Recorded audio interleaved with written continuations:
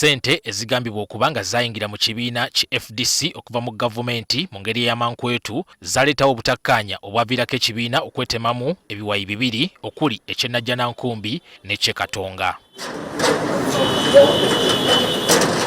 Mu kiseera kino banna FDC ab'e Katonga nga bakulembeddwamu Dr. Kizza Besigye babadde batalaaga eggwanga okwebuuza ku bawagizi baabwe oba batandikewo ekibiina ekipya oba nedda. Enkuŋŋaana zino zibadde zigenda mu maaso nga banna FDC ab'e Najjanankumbi tebavaamu kanyego wabula nabo olwaleero batongozza enteekateeka zaabwe ez'okutalaaga eggwanga nga bakunga obuwagizi mu bannayuganda. Pulezidenti wa FDC Patrick Oboi Amuriat ategeezezza nti enkuŋŋaana zino zigenda kutandikira mu bitundu eby'etteeso wiiki eno. Our silence as a political organization might have caused even internal doubts. What we are doing today is to reassure the people of this country that we are up to the task. On the 22nd of June, we are going to crown it up with a rally in Soroti City.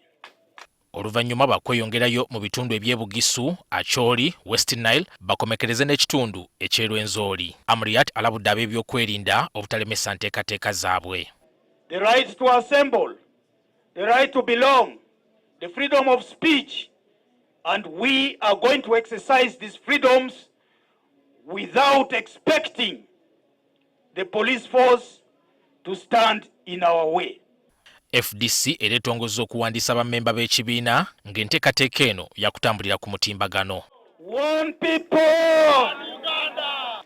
The registration is not going to take place in Katonga.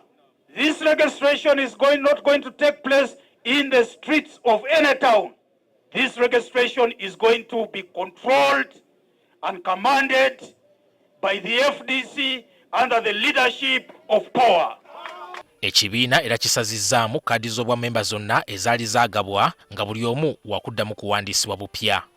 I want to emphasize the fact that this is going to be fresh registration. Away from this registration, then you have excluded yourself from the decision making of this party. Amuriat atabadde na bigambo biwoomu ategeezezza nti akulira ekiwayi kya FDC eky'e Kyokka Erias Lukwago ne Ssentebe Waswa Biriggwa bateereddwako obukwakkulizo obukakali singa basalawo okwewandiisa.